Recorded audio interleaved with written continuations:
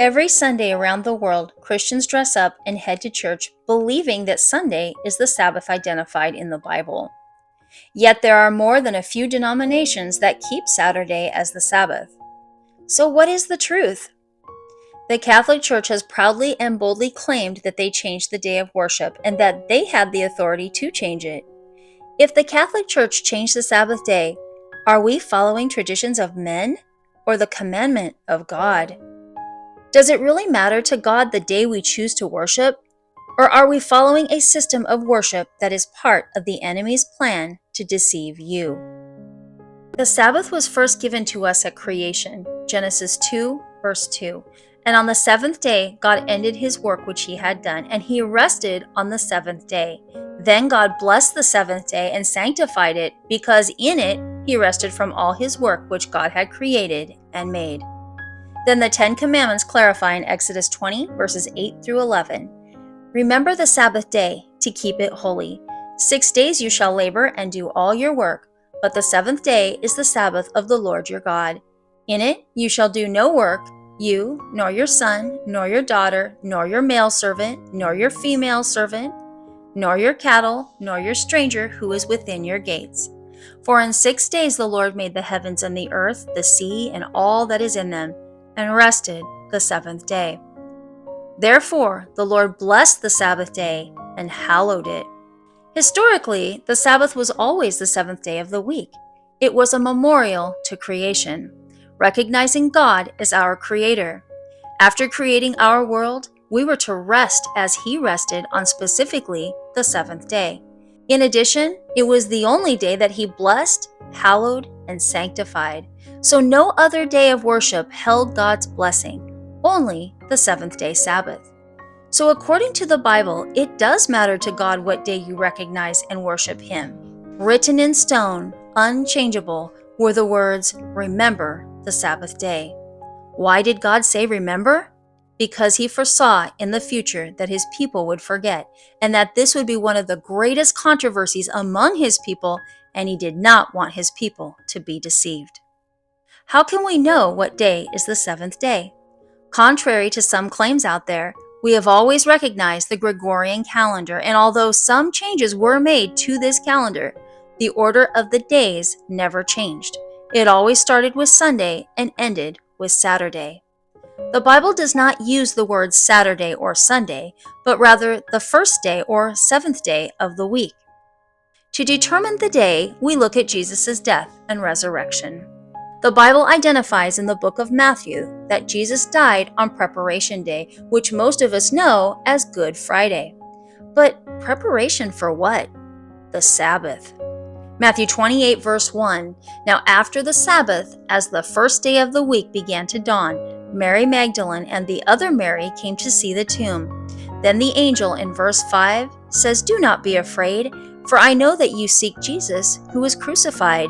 He is not here, for he is risen." The Bible is clear. Jesus died on Friday. Then he kept the Sabbath day, even in death, by resting in the tomb. And on Sunday morning, the first day of the week, he rose again. Now today, many Christians report that they keep Sunday as the Sabbath in honor of the resurrection of Christ. But does the Bible say to do this? Did the disciples keep Sunday or Saturday? Throughout the book of Acts, it identifies that Paul went and reasoned with the Jews and Greeks on the Sabbath, never identifying any change in the commandments, and nowhere in the Bible will you ever find that the Sabbath was changed from Saturday to Sunday, the first day of the week, or that we even are to honor his resurrection on a specific day. If Jesus, the disciples, and early church kept Saturday as the Sabbath, then how did we come to worship on Sunday? Paul warned that after he would die, apostasy would rise in the church and that a falling away from the truth would occur. Very early on, Gnosticism began to rise up, and under the influence of philosophers, Christianity began to mix with paganism. In 321 AD, the first Christian Roman Emperor Constantine passed the first law to observe Sunday over Saturday as the Sabbath, to accommodate the pagans who were worshiping the sun god, and to attempt to win them to Christianity.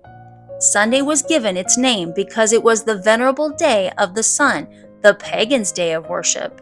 The pagans had temples and priests dedicated to the worship of the sun. This was the primary religion of the Roman Empire. It was the early beginnings of the Catholic Church, which started out as pagan Rome and became papal Rome. Even today, most all their statues and art, they all display a sun disk behind Jesus and the saints. This is because it is mixed with sun worship. These new converts were still pagan at heart, and they began to bring in their pagan holidays and traditions, including Easter and Christmas, which the church tried to Christianize and eventually accepted. Pagans and Christians were now united in recognizing Sunday, the day of the sun, as the Sabbath. It was this mix of paganism with Christianity and the changing of God's law and biblical truth that started the Protestant Reformation. Many were refusing the doctrines of the Catholic Church because they were not based on the Bible. This is what led to the development of various Protestant churches. Today, the Catholic Church is not quiet about this. They are very open and honest about it, claiming that they had the authority to change God's law. The Catholic Mirror of September 23, 1894 explains, "The Catholic Church for over 1,000 years before the existence of a Protestant, by virtue of her divine mission, changed the day from Saturday to Sunday." In the book, The Faith of Millions, written by a Catholic priest and scholar, he says, "But since Saturday, not Sunday, is specified in the Bible, isn't it curious that non-Catholics who profess to take their religion directly from the Bible and not from the Church observe Sunday instead of Saturday?" Yes, of course it is inconsistent, but this change was made about 15 centuries before Protestantism was born, and by that time the custom was universally observed. They have continued the custom even though it rests upon the authority of the Catholic Church and not upon any explicit text from the Bible. That observance remains as a reminder of the Mother Church from which the non-Catholic sects broke away, like a boy running away from home but still carrying in his pocket a picture of his mother or a lock of her hair. Priest Brady reports in 1903, "It is well to remind the Presbyterians, Baptists, Methodists, and all other Christians that the Bible does not support them anywhere in their observance of Sunday. Sunday is an institution of the Roman Catholic Church, and those who observe the day observe a commandment of the Catholic Church." History tells us that the Roman Catholic Church removed the second commandment to not make or bow down to idols and images, and then divided the 10th commandment to not covet into two to make up for it. Anyone who has ever set foot in a Catholic church has seen all the idols and graven images. Every church is covered in them. To accommodate this, they attempted to change God's commandments. The Bible warned that this would happen about 2,500 years ago. The prophet Daniel, in depicting the rise and fall of ancient world empires, he wrote about the Roman Church and even predicted that this power shall intend to change times and laws. The Bible strictly forbids this in Deuteronomy 4, verse 2. "You shall not add to the word which I command you, nor take away from it, that you may keep the commandments of the Lord your God, which I command you." Most all leaders of the Catholic Church will tell you that they changed the day and that the churches that worship on Sunday are following Catholic doctrines and teachings over the teachings that are in the Bible. Not only does the Catholic Church claim to change God's law, but they identify that it was never changed by God in the Bible. God's law has never changed. In fact, the Bible says in Malachi 3, verse 6, "I am the Lord, I change not." God does not change, but whatever day you choose to worship, it may not be blessed or recognized by God. He does not judge us on what we do not know, but He does call us to worship Him in spirit and truth. If the seventh-day Saturday is the real Sabbath, a memorial to creation, then we must worship Him on that day in truth, in order to gain the blessing that He promised and sincerely honor Him as our Creator. Exodus 31, 16 and 17 says, "Therefore the children of Israel shall keep the Sabbath, to observe the Sabbath throughout their generations as a perpetual covenant. It is a sign between me and the children of Israel forever." The Sabbath is a sign of God's commandment-keeping people, those who worship Him alone.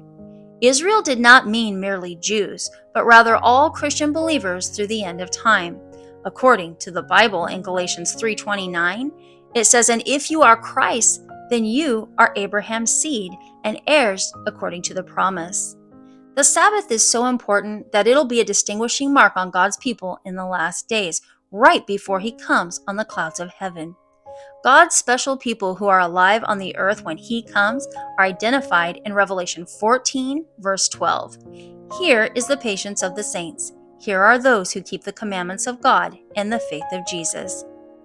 God's law and the Sabbath were never changed in the Bible and will never change before Jesus comes back.